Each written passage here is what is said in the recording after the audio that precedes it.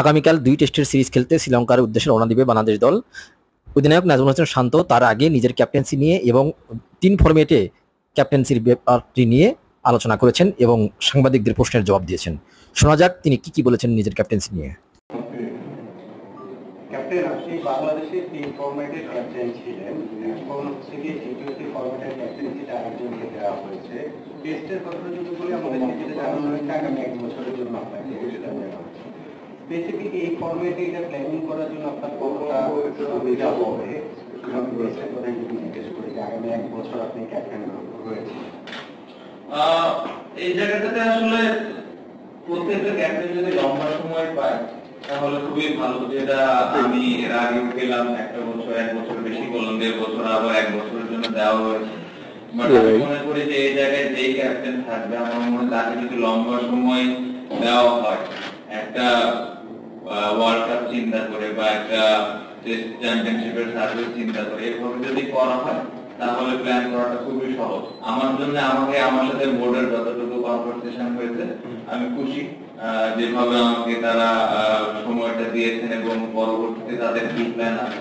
তো এই অনুযায়ী যে প্ল্যানটা আমার সাথে ক্রিকেট বোর্ডের রয়েছে এখনো পর্যন্ত, সেটা নিয়ে আমি খুশি এবং আমার জন্য প্ল্যান করাটা আমি মনে করি যে সহজ হচ্ছে। টি-টোয়েন্টি ফরম্যাটে যে আপনি ক্যাপ্টেন নেই, এখানকার আপনার ব্যাটিং পারফরমেন্স নিয়ে প্রশ্ন রয়েছে, তো এইটাকে আপনার জন্য একটু লিমিট হবে কিনা বা টেস্টে আরো ভালো প্ল্যানিং করতে সাহায্য করবে?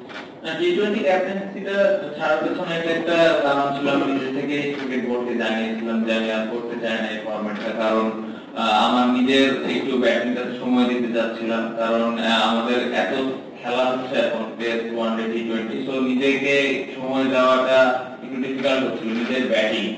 তো ওই জন্য টি-টোয়েন্টিটা আমি বোর্ডকে রিকোয়েস্ট করেছিলাম যে আমি ওই জায়গায় ব্যাটিংটাতে একটু ফোকাস করতে চাই, যাতে করে আমি ওইখানে ব্যাটিংটাতে একটু বেশি কন্ট্রিবিউট করতে পারি দলকে। এবং যেটা আমার মনে হয় যে সামনে যদি অপরচুনিটি আসে তাহলে আমি হয়তো আরো ভালোভাবে কন্ট্রিবিউট করব। ওডিআই ক্যাপ্টেন্সি এখনো জানাইনি, জানাবো ইনশাআল্লাহ।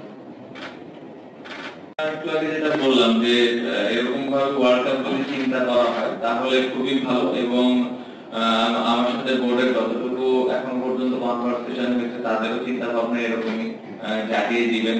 তো অবশ্যই একটা ক্যাপ্টেনের জন্য যদি লম্বা সময় পায় তাহলে আসলে ওইভাবে প্ল্যানটা করতে পারে, কাকে কোন সময় খেলাবে, কোন কন্ডিশনে কোন প্লেয়ার খেলবে।